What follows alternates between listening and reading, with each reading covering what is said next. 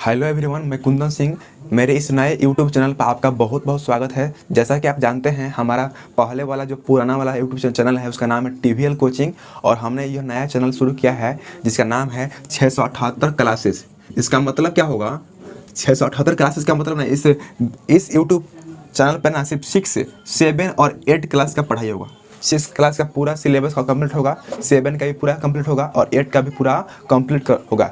तो यदि आप 6, 7 और 8 का पढ़ाई करना चाहते हैं तो हमारे इस यूट्यूब चैनल से जुड़िए और इस लॉकडाउन में सभी विषयों का संपूर्ण तैयारी कीजिए। तो चलिए हम सबसे पहले शुरू करते हैं क्लास 8 का मैथ। क्लास 8 का मैथ का पहला चैप्टर का नाम है परिमेय संख्या। चैप्टर फर्स्ट क्लास 8 और चैप्टर का क्या नाम है? परिमेय संख्या, रेशनल नंबर। इसके बारे में हम पढ़ेंगे। ऐसे तो इस चैप्टर में हमको परिमेय संख्या के बारे में पढ़ना है, तो हमने सोचा ना कि आपको यदि हम पूरा शुरू से यदि संख्या पढ़ाएं तो आपको आगे भी बहुत आसानी होगी और आप बढ़िया से पढ़ पाइएगा। तो हमको ये पढ़ना है 8 क्लास के चैप्टर फर्स्ट जिसका नाम है परिमेय संख्या, रेशनल नंबर। उसमें सिर्फ हमको ये पढ़ना है परिमेय संख्या। लेकिन हमने सोचा कि परिमेय संख्या के पहले भी कुछ संख्या होती है जो 7 क्लास में पढ़ना है और ये 9, 10 में ही पढ़ना है, तो हम आपको पढ़ा देंगे तो बहुत ही आसानी होगी और आपको बढ़िया समझ में आएगा। सबसे पहले होता क्या है? अंक होता है। हम यहाँ पे क्लासिफिकेशन ऑफ द नंबर करेंगे, यानी संख्या का वर्गीकरण करेंगे। तो यहाँ पे हमको सबसे पहले अंक के बारे में देखना है। अंक होता क्या है, डिजिट होता क्या है। डिजिट क्या होता है? तो जब 0 का खोज नहीं हुआ था उसके पहले डिजिट कुल मिलाकर 9 थे, 1 से लेकर 9 तक। 1, 2, 3, 4, 5, 6, 7, 8, 9। ये 9 क्या है? अंक है। लेकिन जब आर्यभट्ट नामक गणितज्ञ ने 0 की खोज की तो कुल मिलाकर अंक की संख्या कितनी होगी? 10। तो कुल मिलाकर 10 गो अंक होते हैं। 0, 1, 2, 3, 4, 5, 6, 7, 8, 9, यानी कुल मिलाकर अंक कितने होते हैं? 10 होते हैं। कुल मिलाकर अंक कितने होते हैं? 10 होते हैं। जब 0 की खोज नहीं हुई थी उस समय अंक भी 9 थे और संख्या भी 9 थे। लेकिन आज जो 0 की खोज हो गई है तो अंक जो है 10 है, लेकिन संख्या सीमित नहीं है, संख्या असीमित है। आपकी जो गिनती होती है, काउंटिंग होती है, वह 100 पर ख़त्म नहीं होती है, वह और भी आगे तक जाती है, बहुत आगे जाती है। कभी भी उसका अंत नहीं हो सकता है। तो अंक किसे कहते हैं? तो 0 से लेकर 9 तक की संख्या को अंक कहते हैं। 0 से लेकर 9 तक की संख्या को अंक कहते हैं। यदि 0 का खोज नहीं हुआ था उस समय अंक की संख्या 9 थी, लेकिन आज जो है अंक की संख्या 10 हो गई है। और याद रखना है, अंकों और अंकों के समूह को ही हम संख्या कहते हैं। अंक को भी आप संख्या कह सकते हैं और अंकों के समूह को भी आप संख्या कह सकते हैं। जैसे मैं आप यहाँ पर देख सकते हैं 0, 1, 2, 3, 4, 5, 6, 7, 8, 9। ये जो है ना, ये अंक भी है और प्लस में संख्या भी है। यानी कहने का मतलब क्या? सभी अंक संख्या होते हैं, सभी अंक संख्या होते हैं, सभी डिजिट नंबर हो सकते हैं। लेकिन यदि हम कहें कि क्या सभी नंबर डिजिट हो सकते हैं, तो नहीं। सभी अंक संख्या हो सकते हैं लेकिन सभी संख्या अंक नहीं हो सकता है। सिर्फ 10 गो संख्या अंक होगा, आगे नहीं होगा। क्योंकि देखिए, यदि हम 19 लिखते हैं तो 19 क्या है? 19 संख्या तो है बट अंक नहीं है। अंक क्यों नहीं है? क्योंकि जो 19 जो है यह 0 से लेकर के 9 के बीच में नहीं आता है। तो याद रखना है, सभी अंक संख्या है लेकिन सभी संख्या अंक नहीं है। कुल कितनी संख्या है जो अंक भी है? तो 10 गो। 0 से लेकर 9 तक संख्या भी है और अंक भी है। और 9 से ऊपर जाइएगा तो 9 के जितना भी ऊपर हुआ, 10, 11, 12 अनगिनत तक, वो सभी क्या है? संख्या है लेकिन अंक नहीं है। तो अब हम आगे अंक से संख्या तक पढ़े। अब हम संख्या का क्लासिफिकेशन करेंगे, संख्या का वर्गीकरण करेंगे। तो मुख्य रूप से संख्या को दो भागों में बांटा गया है। मुख्य रूप से संख्या को दो भागों में बांटा गया है। पहला है वास्तविक संख्या और दूसरा है मिश्र संख्या। वास्तविक संख्या मतलब रियल नंबर और मिश्र संख्या मतलब कॉम्प्लेक्स नंबर। तो हमको अभी जो है ना यहाँ पे मिश्र संख्या के बारे में वर्णन नहीं करना है। 11वीं और 12वीं में पढ़ा जाता है मिश्र संख्या के बारे में, कॉम्प्लेक्स नंबर के बारे में। अभी हमको सिर्फ वास्तविक संख्या का वर्णन करना है। तो वास्तविक संख्या किसे कहते हैं, इसका डिफिनेशन हम इसके आगे वाले वीडियो में बनाएंगे। यहाँ पर सिर्फ क्लासिफिकेशन हम पढ़ रहे हैं।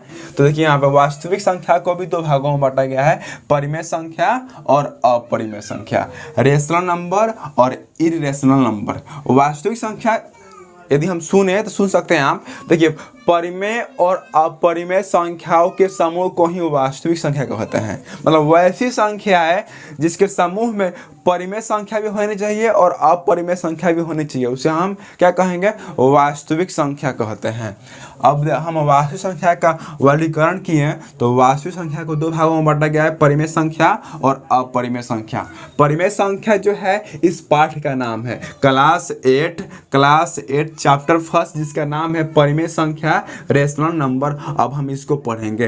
परिमेय संख्या किसे कहते हैं, तो वैसी संख्या जिसको हम p/q में रख सके, वैसी संख्या इसको हम p/q के फॉर्म में लिख सके और जहाँ q जो हो 0 के बराबर ना हो उसे ही हम परिमेय संख्या कहते हैं। यानी वैसी संख्या जिसको आप p/q के रूप में लिख सके और q का मान जो होगा 0 के बराबर नहीं होगा, हर का मान जो होगा 0 के बराबर नहीं होगा, उसे ही परिमेय संख्या कहेंगे। हम आगे वाले वीडियो में सबको एग्जाम्पल के सहित बारी बारी से समझाएंगे। आप उसको देखिएगा तो देखते ही समझ में आ जाएगा और आपको याद भी हो जाएगा, क्योंकि बहुत ही आसान डिफिनेशन है, कोई हार्ड नहीं है, माथा पेच नहीं है। आपको सिर्फ ध्यान से हमारी बातों को सुनना होगा, समझना होगा, ठीक है।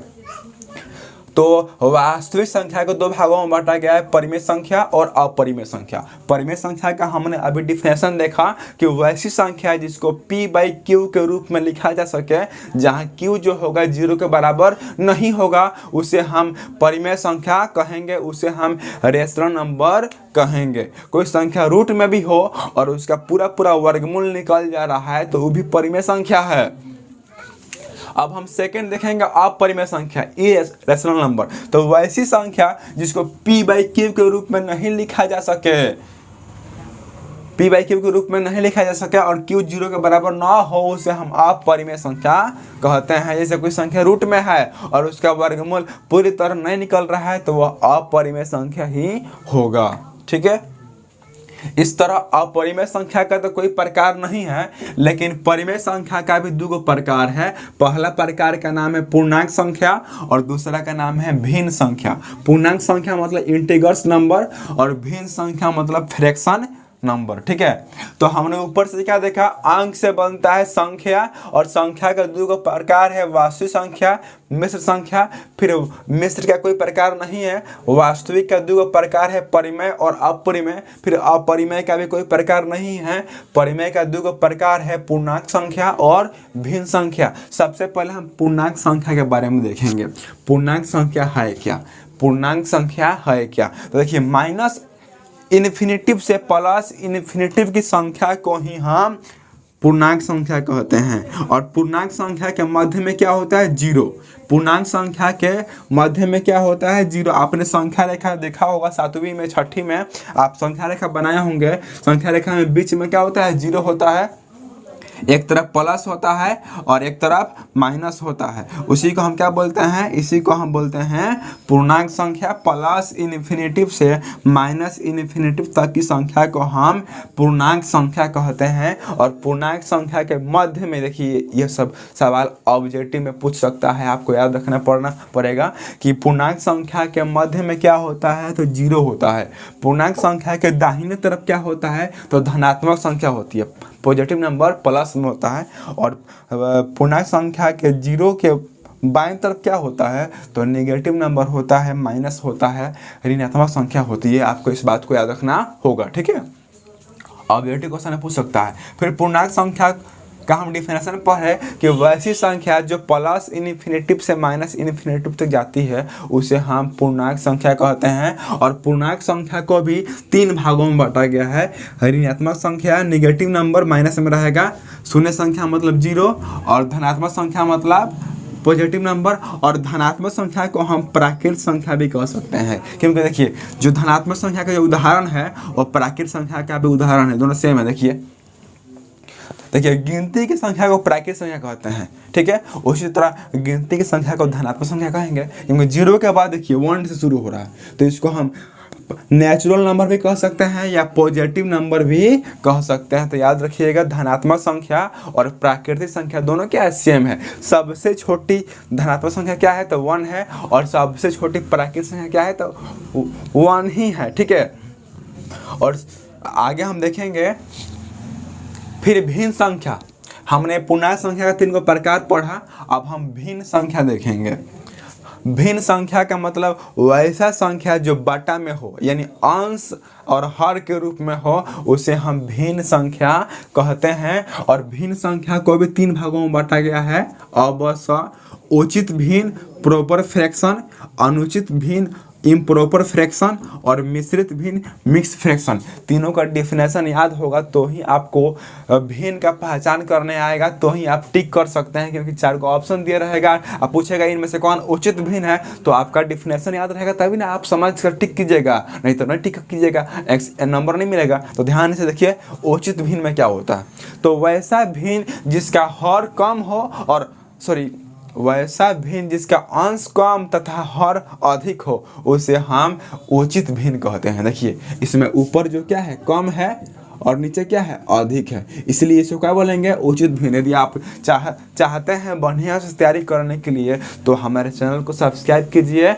अपने दोस्तों में अधिक से अधिक शेयर कीजिएगा तो हम मोटिवेट होंगे, रोज़ वीडियो बनाएंगे आपके लिए। और आप यदि हमारे वीडियो को पर डे बने रहिएगा, पर डे हमारे वीडियो को देखिएगा, तो आपका नॉलेज जो होगा, नॉलेज पावर बढ़ेगा, आप मैथ में बाहुबली बनिएगा, ठीक है। तो आप लगातार हमारे चैनल पर बने रहिए और हमारे चैनल से लाभ उठाइए। तो हम अभी क्या देखें, उचित भिन्न क्या है, तो वैसा भिन्न जिसका अंश जो है छोटा होगा और हर जो होगा बड़ा होगा, उसे ही हम उचित भिन्न कहेंगे। अंश हर क्या होता है, देखिए बटा के ऊपर वाले को अंश बोलते हैं और नीचे वाले को क्या बोलते हैं, हर बोलते हैं। किसी भिन्न संख्या में बटा के ऊपर वाले को अंश बोलते हैं और नीचे वाले को हर बोलते हैं। ये देखिए जिससे 4/5 हो गया, तो ऊपर वाले को हम बोलेंगे अंश और नीचे वाले को बोलेंगे हर। तो देखिए यदि अंश छोटा होगा और हर बड़ा होगा तो उसे हम उचित भिन्न कहेंगे, ठीक है। लेकिन अनुचित भिन्न में उल्टा हो जाएगा, इसमें अंश बड़ा होगा और हर छोटा होगा। वैसा भिन्न जिसका अंश बड़ा हो और हर छोटा हो, उसे हम अनुचित भिन्न कहेंगे, इम्प्रॉपर फ्रैक्शन कहेंगे। तीसरा है मिश्रित भिन्न, मिक्स फ्रैक्शन। इसकी पहचान करने में कोई दिक्कत नहीं है, पूर्णांक वाली संख्या को मिश्रित भिन्न कहते हैं। देखिए यहाँ पर 3 पूर्णांक 4/5, 4 इंटीग्रल 2/7, मतलब पूर्णांक में होगा तो मिश्रित भिन्न कहेंगे। तो मिश्रित भिन्न का तो पहचान कोई भी कर लेगा, उचित और अनुचित में ही थोड़ा सा दिक्कत है। और दिक्कत क्या है आप लिख लीजिएगा कॉपी में, आप समझ लीजिएगा तो समझ में आ जाएगा। याद रखिएगा उचित में अंश छोटा होगा, हर बड़ा होगा। उचित में प्रॉपर फ्रैक्शन में अंश छोटा होगा, हर बड़ा होगा, उसे हम उचित भिन्न कहेंगे, प्रॉपर फ्रैक्शन कहेंगे। लेकिन यदि अंश बड़ा होगा और हर छोटा होगा तो उसे हम अनुचित भिन्न कहेंगे, इम्प्रॉपर फ्रैक्शन कहेंगे। तो इस तरह आप भिन्न का पहचान कर लीजिएगा। यदि हम आपको होमवर्क के रूप में 10 को भिन्न देंगे तो आप पहचान कर लीजिएगा कौन उचित भिन्न है, कौन अनुचित भिन्न है और कौन मिश्रित भिन्न है। यदि आपको होमवर्क चाहिए तो कमेंट बॉक्स में कमेंट कीजिए। इस तरह ना निगेटिव नंबर का कोई पार्ट्स है, ना जीरो नंबर का कोई पार्ट्स है, और ना इन सब का पार्ट्स है। अब हम पढ़ेंगे धनात्मक संख्या, जिसको हम प्राकृत संख्या भी कहते हैं। गिनती की संख्या को प्राकृत संख्या कहते हैं। धनात्मक संख्या या प्राकृत संख्या को मुख्य रूप से 4 भागों में बांटा गया है, आप देख सकते हैं बोर्ड पे। पहला है सम संख्या, इवन नंबर। तो सम संख्या किसे कहते हैं, तो वैसी संख्या जो 2 से पूरी तरह विभाजित हो जाए उसे हम सम संख्या कहते हैं। जैसे 7 जो है क्या 2 से विभाजित होता है, होता है लेकिन पूरी तरह विभाजित नहीं होता है। पूरी तरह विभाजित होगा तो उसे हम सम संख्या कहेंगे। तो वैसी संख्या जो 2 से पूरी तरह विभाजित हो जाए उसे हम सम संख्या कहते हैं। ठीक है, जैसे मैं 2 4 6 8, 2 4 6 8 सब क्या होगा 2 से विभाजित हो जाएगा। मान लीजिए कोई बहुत बड़ा नंबर कोई दे दे, आप पूछे कि बताओ भाई ये जो होगा सम संख्या होगा कि विषम संख्या होगा, तो आपको कुछ नहीं करना है, संख्या के अंत में देखना है। संख्या के अंत में यदि 0 2 4 6 8 है तो समझिए कि ये जो होगा सम संख्या होगा, और अंत में 0 2 4 6 8 नहीं है तो वह क्या होगा, विषम संख्या होगा। याद रखिएगा, किसी भी संख्या के अंत में 0 2 4 6 8 होगा तो वह सम संख्या होगा। तो बता सकते हैं आप कमेंट में कि ये जो संख्या होगा सम होगा कि विषम होगा। सबसे पहले इसके अंत में जाइए, अंत में क्या है 7 है, क्या ये 0 2 4 6 8 से मिलता है? नहीं मिलता है, इसलिए क्या होगा, विषम संख्या होगा। और यदि आप ट्रिकली याद ना रखिएगा तो भाग करना पड़ेगा 2 से, मतलब सेकेंडों का मिनटों में होगा, भाग कीजिए, पूरा पूरा कटता है कि नहीं कटता, तब ना कटेगा तभी ना आप कहिएगा सम संख्या है, नहीं कटेगा तो कहिएगा कि विषम संख्या है। लेकिन आपको इस तरफ बनाने में बहुत समय का लॉस होगा, इसलिए आप याद रखिएगा जिस संख्या के अंत में 0 2 4 6 8 हो वह सम संख्या होता है। विभाज्यता के नियम से हम इसमें विभाज्यता का भी नियम पढ़ाएंगे आगे। अभी देखिए, अभी एक्सरसाइज नहीं बनेगा, अभी हम चैप्टर का थ्योरी बता रहे हैं। चैप्टर का थ्योरी हम आपका पूरा कंप्लीट कर देंगे ना तो आप सवाल अपने से ही बना लीजिएगा। हम आखिर सवाल बनाएंगे लेकिन पहले थ्योरी पढ़ाएंगे। थ्योरी को हम बहुत ही महत्व देते हैं। थ्योरी यदि बच्चों को बढ़िया समझा दिया जाएगा तो सवाल तो यूँ बन जाएगा। लेकिन हमको क्या करना है, हमको पहले किसी भी पार्ट यदि हम शुरू करेंगे तो उस पार्ट का पूरा थ्योरी पढ़ाएंगे A to Z, उसके बाद एक्सरसाइज बनाएंगे। एक्सरसाइज हम बनाएंगे तो आपको बहुत मजा आएगा। जितना खेलने में मजा नहीं आता उतना मैथ का सवाल बनाने में मजा आएगा, क्योंकि आपको समझ में आएगा। समझ में आता है तो मैथ अच्छा लगता है, समझ में नहीं आता है तो मैथ बोरिंग लगता है, किताब को भी फाड़ने का मन करता है, बहुत गुस्सा आता है। ठीक है, और कोई भी विषय जो है आपको समझ में नहीं आ रहा है तो आपको उस पर लगे रहना है। बच्चे क्या करते हैं, मान लीजिए ये विषय समझ में नहीं आ रहा है तो उस विषय को ढील देते हैं, तो कहाँ समझ में आएगा। जिस विषय में आपका कमजोरी है उसको दूर करना है तो उस विषय को सभी विषय से अधिक पढ़ना पड़ेगा, तो ही ना आपका उस विषय में अधिक रुचि बनेगा, आप उस विषय को बढ़िया से पढ़ पाइएगा, आप उस विषय में पावरफुल बन पाइएगा। ठीक है, तो हम सम संख्या भी पढ़ें कि वैसी संख्या जो 0 2 4 6 8 उसके अंत में हो उसे हम सम संख्या कहते हैं, या वैसी संख्या जो 2 से पूरी तरह विभाजित हो जाए उसे हम सम संख्या कहते हैं। अगला भाग है प्राकृत संख्या का विषम संख्या, ओड नंबर। देखिए, वैसी संख्या जो 2 से पूरी तरह विभाजित ना हो उसे हम विषम संख्या कहते हैं। और इस संख्या के अंत में 0 2 4 6 8 को छोड़ दीजिए तो बचेगा क्या, 1 3 5 7 9 हो, उसे विषम संख्या कहते हैं। कोई भी बहुत लंबा सा संख्या कोई दे दिया है, आप पूछेगा कि बताओ भाई ये सम संख्या है कि विषम संख्या है, तो सबसे पहले आप संख्या के अंत में जाइएगा, 3 है। तो इस तरह आपने देखा कि विषम संख्या क्लियर हुआ कि जिस संख्या के अंत में 0 2 4 6 8 9 होगा, मतलब 1 3 5 7 9 होगा, उसी संख्या को हम विषम संख्या कहेंगे, उसी संख्या को हम ओड संख्या कहेंगे। और कोई भी बड़ा सा नंबर रहेगा तो आपको सबसे पहले उस नंबर के अंत में जाना है और लास्ट डिजिट को देखना है। यदि लास्ट वाला अंक जो होगा 1 3 5 7 9 होगा तो विषम संख्या होगा, और यदि 0 2 4 6 8 होगा तो वह सम संख्या होगा। इस तरह हम प्राकृत संख्या का तीसरा भाग जिसका नाम है अभाज्य संख्या, प्राइम नंबर, इसके बारे में देखेंगे। तो वैसी संख्या जो एक और खुद से वन और सेल्फ से पूरी तरह विभाजित हो उसे ही हम अभाज्य संख्या कहते हैं। वैसी संख्या जो एक और खुद से कटेगी उसी को हम अभाज्य संख्या कहेंगे। तो सबसे छोटी अभाज्य संख्या क्या होगी, 2 होगी, क्योंकि 2 जो है 2 का गुणनखंड भी 2 ही होता है। एक से कटेगा और एक से दूसरा 2 से कटेगा। 3 किससे कटेगा, 1 से और 3 से। 5 1 से और 5 से। 7 1 से और 7 से। उसके बाद 11 भी हो जाएगा, 13 भी हो जाएगा, 17 भी हो जाएगा, 19 भी हो जाएगा। मतलब वैसी संख्या जो एक और खुद से कटेगा पूरी तरह उसे ही हम अभाज्य संख्या कहेंगे। और अभाज्य संख्या अगला प्रकार है भाज्य संख्या या संयुक्त संख्या, जिसको हम कंपोजिट नंबर भी कह सकते हैं। तो वह ऐसी संख्या जो एक तथा स्वयं के अलावा तीसरी संख्या से भी कटता है, विभाजित होता है, उसे हम भाज्य संख्या या संयुक्त संख्या कहेंगे, जिससे में 4, 6, 8, 9, ठीक है। तो इस तरह यह जो है नंबर का क्लासिफिकेशन खत्म हुआ। यदि आप चाहते हैं इन सभी नंबरों का डिफिनेशन और line by line, chapter by chapter,